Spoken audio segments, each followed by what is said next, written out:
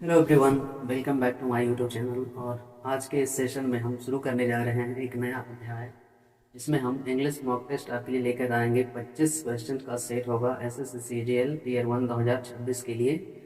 तो आप इस वीडियो को पूरा देखिएगा। आपके लिए 25 जो है बहुत महत्वपूर्ण क्वेश्चन का एक सेट लाया गया है और इसका सोल्यूशन हम बाय ऑप्शन कराएंगे। तो आप पेन और पेपर लेकर बैठिए ताकि आप सब कुछ नोट करते जाएं जो भी आपको बताया जा रहा है। ये आपके लिए बेहतर होगा। और अगर आप चैनल पर नए हैं तो प्लीज़ चैनल को सब्सक्राइब करके हमें सपोर्ट कीजिए। तो तो शुरू करते हैं। देखिए, सबसे पहला क्वेश्चन है, select the most appropriate antonym of the underlined word. The colossal building stood amidst the ruins bearing signs of Victorian architecture। The colossal, colossal का एंटोनिम पूछा है तो कोलोजल का मीनिंग सबसे पहले जानेंगे क्या होता है। इसका जो मीनिंग होता है मीन्स होता है बहुत बड़ा यानी विशाल। अब यहाँ पे कह रहा है कोलोजल बिल्डिंग, जो विशाल बिल्डिंग था वो स्टूड यानी खड़ा रहा। रूइंस मतलब अवशेष, रूइंस का मतलब होता है अवशेष, मलबा। Bearing science of Victorian architecture, architecture means होता है बिल्डिंग बनाने की कला, और विक्टोरियन मतलब विक्टोरिया के जमाने की।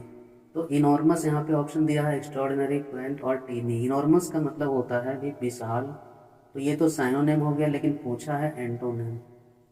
दूसरा ऑप्शन है एक्स्ट्रा ऑर्डिनरी, इसका मतलब होता है असाधारण। क्वेंट, क्वेंट मीन्स होता है पुराने स्टाइल का। टीनी मीन्स होता है छोटा।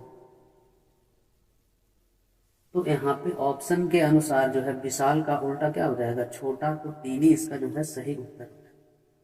क्वेश्चन नंबर 2 है, select the most appropriate synonym of the given word. तो सिनोनिम पूछा है, the flood situation during the monsoon this year was calamitous. मतलब बाढ़ की जो स्थिति थी मानसून के इस साल वो क्लेमिटस थी। क्लेमिटस, क्लेमिटस का मतलब होता है आफत से भरा।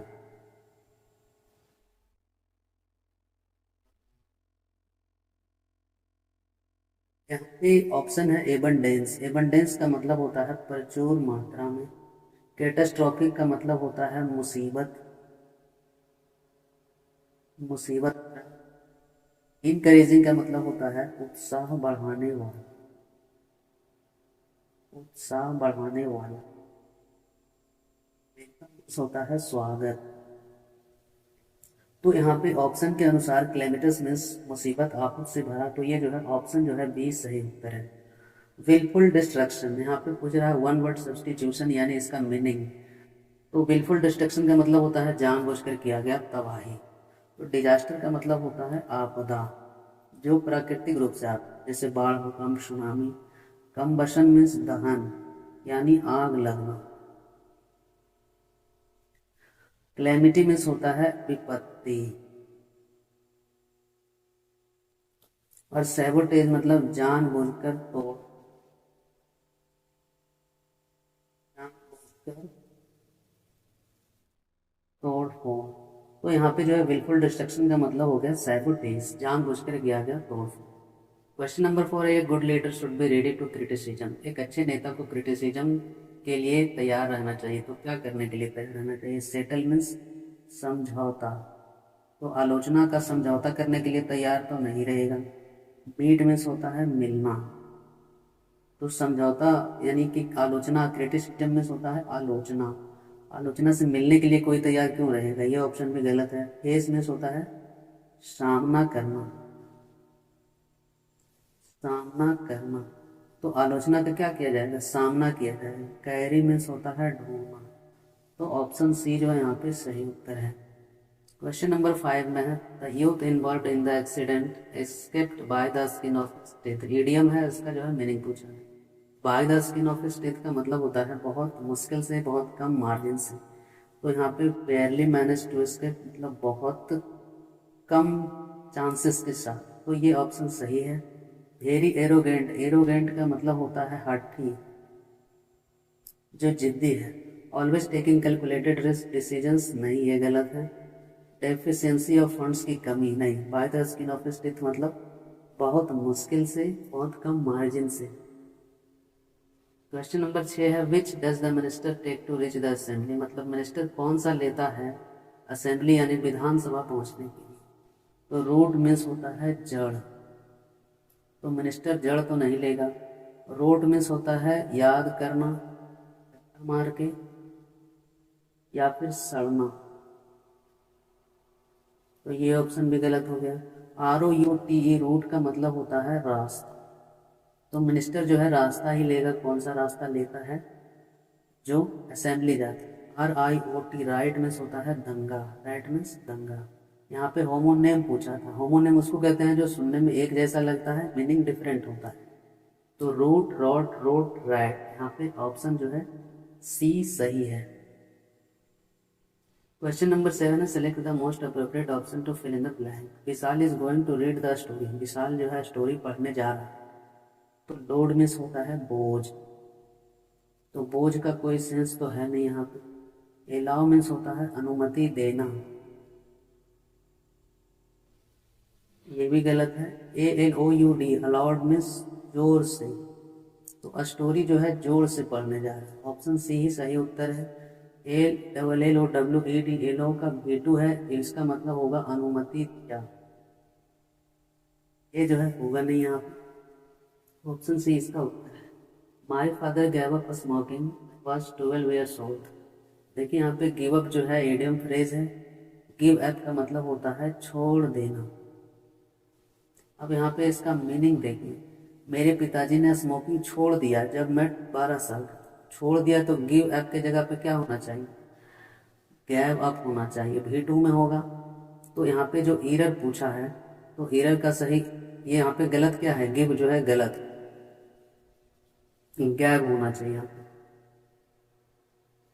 क्वेश्चन नंबर 9 में है, पैसिव में चेंज करना है। We can buy books online from Amazon. तो कैन है, तो कैन का जब पैसिव में चेंज होगा तो कैन बी हो जाएगा। तो कैन बी चेंज देखेंगे यहाँ पे ऑप्शन में किस में है। यहाँ पे जो है वेयर है, तो ये ऑप्शन तो पहले ही गलत हो गया। आर है यहाँ पे, ये भी गलत हो। कैन बी, तो ये जो है सही उत्तर हो सकता है। आगे देख लेते हैं, यहाँ पे कुड भी है, तो ये पहले ही गलत है, तो ऑप्शन सी ही सही होगा।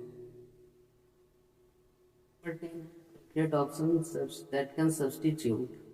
तो Edward two is tragic then, tragic मतलब डरावना, और देन यानी कंपैरिजन लगाया है यहाँ पे। तो क्या कितना डरावना, कम या ज़्यादा कुछ तो होना चाहिए। तो यहाँ पे देखिए एट लीस्ट ट्रेजिक एड, तो सुपरलेटिव के बाद एज तो आता नहीं है, और यहाँ पे देन लगा हुआ है कंपैरेटिव डिग्री, तो यहाँ पे नो सब्सटीट्यूशन रिक्वायर्ड, ये तो हो ही नहीं सकता है, क्योंकि यहाँ पे ट्रेजिक देन तो लेस या मोर कुछ भी आना चाहिए। यहाँ फिर द मोस्ट ट्रेजिक लिखा है, मोस्ट यानी सुपरलेटिव के बाद जो है ट्रेजिक, उसके बाद देन यहाँ पे लगाया है the most tragic some other, other का प्रयोग किया यहाँ पे, तो सुपरलेटिव तो होगा नहीं। और लेस ट्रेजिक देन यानी कि कम डरावना है, तो ये सही उत्तर होगा ऑप्शन। 11 नंबर में है, एंटोनिम पूछा है। The new principle of the school is stern. Stern का मतलब होता है सख्त, सख्त मतलब जो नियम कानून का कड़क है। तो यहाँ पे फिलिपेंट का मतलब होता है एक्टिव, जो ज़्यादा एक्टिव है, फुर्तीला है। और लेनियंट का मतलब उदार, जो ज़्यादा कड़ा नियम लागू नहीं करता। तो लेट मीन्स उदास, वीरान। और नेक्सियस, नोक्सियस जो है नेगेटिव सेंस देता है, मतलब बुरा। तो यहाँ पे जो है सख्त का जो है एंटोनिम यानी उल्टा क्या हो जाएगा? उदार हो जाएगा। Appropriate option to fill in the blank। The friends decided to play cards to time while waiting for the cab। दोस्तों ने जो है डिसाइड किया कि जब तक कैब का वेट करते हैं तब तक क्या किया जाए? ताश खेलकर टाइम को क्या किया जाए? इग्नोर। इग्नोर मीन्स क्या होता है? अनदेखा करना। तो समय को अनदेखा करना, देखा करना। और किल मीन्स नष्ट करना।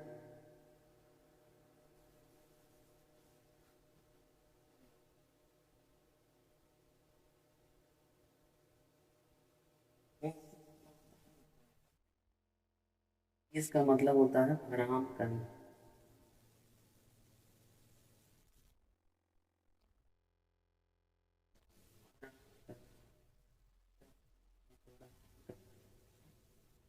तो यहाँ पे ऑप्शन जो है क्या हो जाएगा? सही उत्तर हो जाएगा किल, यानी कि समय को नष्ट करने के लिए, समय को मारने के लिए, उतना टाइम वेस्ट करने के लिए ताश खेलने का। Number 39, person who admires himself और हरसेल्फ टू मच, जो अपनी तारीफ बहुत ज़्यादा करता है उसे कहते हैं नार्सिसिस्ट। तो इस्ट कहते हैं जो केवल अपनी बात करता है, जो केवल अपनी बात करता है उसको कहते हैं एगोइस्ट। सेल्फिश का मतलब होता है स्वार्थी, और डिक्टेटर का मतलब होता है तानाशाही।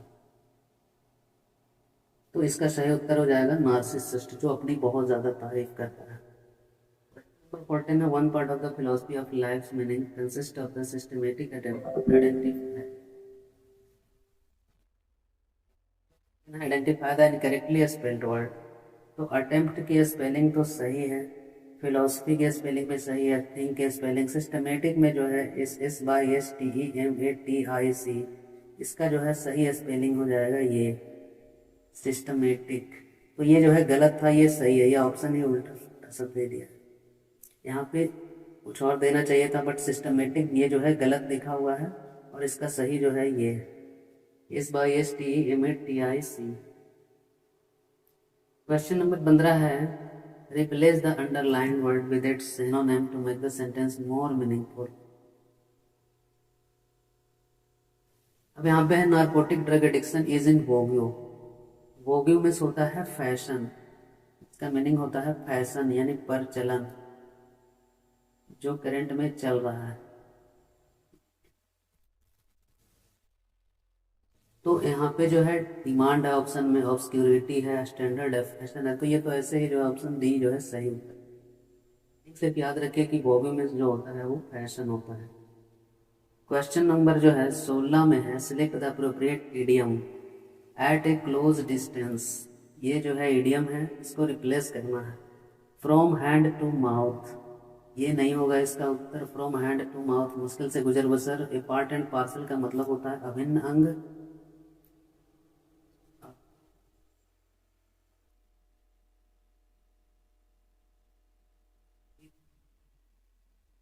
इसका मतलब at a stone's throw distance.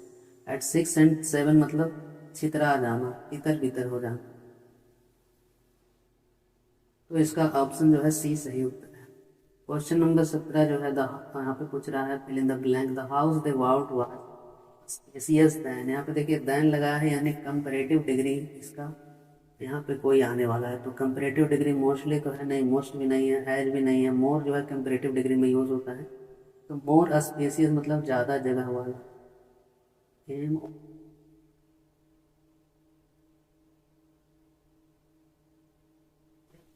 तो option that expresses the given sentence in active voice.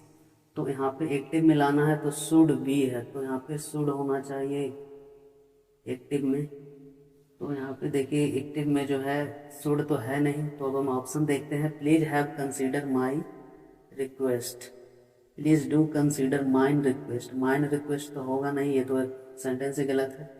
Consider my request, consider my request, और लास्ट में है please consider my request.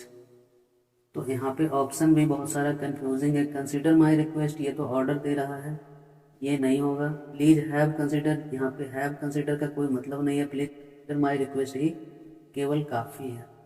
Have का प्रयोग यहाँ बेकार में किया गया है। 19 नंबर है, सब्सटीट्यूट करना है। Get ingredients work well on waved, curled, relax and texture. तो यहाँ पे पैरेललिज्म का यूज हुआ है। देखिए वेव्ड है, कर्ल्ड है, तो सब V2 आ रहा है, तो ये भी जो है V2 में आएगा, यानी कि रिलैक्स्ड एंड टेक्सचर्ड। तो ऑप्शन ए जो है सही उत्तर है। इसको पैरेललिज्म बोलते हैं। जब एंड से जुड़ता है तो दोनों जो है सेम वर्ब फॉर्म में होते हैं। तो waved, curled, relaxed and textured, option A ही सही उत्तर है। 20 में है, I am trying to finding के बाद ऑलवेज क्या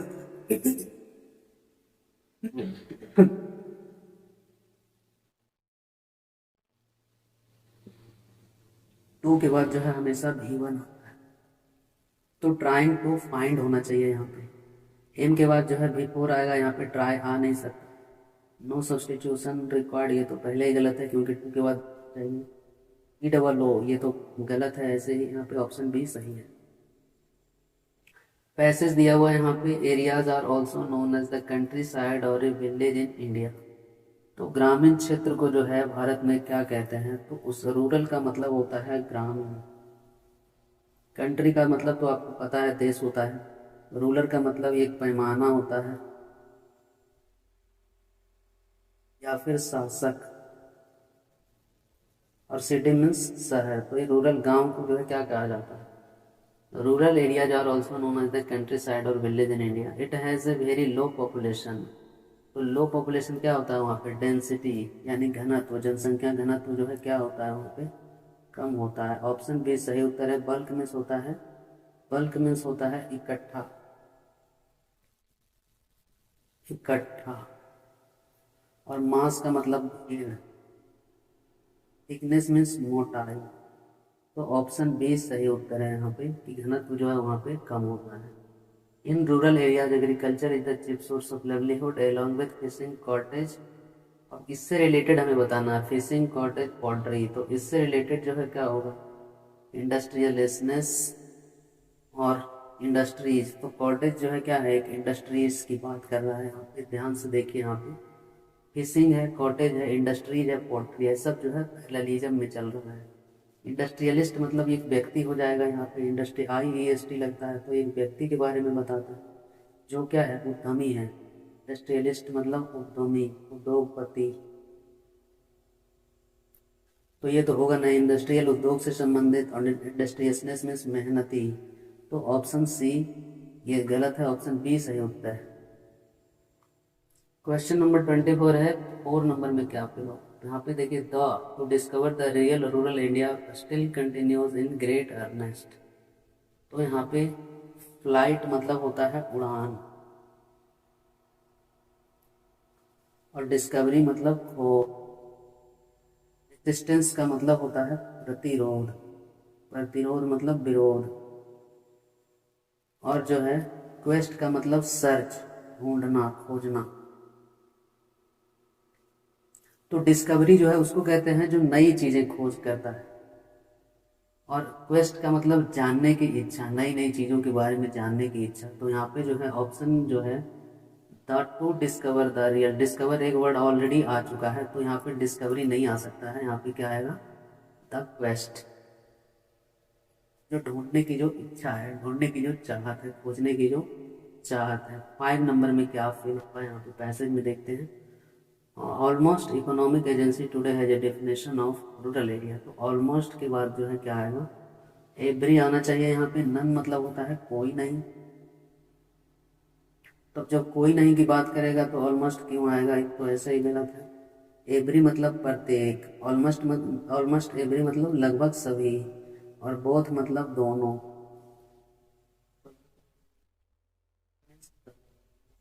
आ ही रहा है तो ऑल क्यों है, तो इस हिसाब से जो है यहाँ पे ऑप्शन बी जो है सही उत्तर है। Almost every, almost every economic agency है जे डेफिनेशन। ये थे जो है 25 क्वेश्चन आपको सॉल्व करवाए गए टीयर 1 के लिए, जो CHSL CGL टीयर 2 और टीयर 1 के क्वेश्चन से लिए गए हैं। तो ये काफ़ी इंपॉर्टेंट क्वेश्चंस थे। तो अगर आपने वीडियो पूरा देखा होगा तो आपने बहुत कुछ सीखा होगा। वीडियो कैसा लगा हमें कमेंट में अपने फीडबैक और सजेशंस दीजिए, और मिलते हैं नेक्स्ट मॉक टेस्ट में। तब तक के लिए धन्यवाद।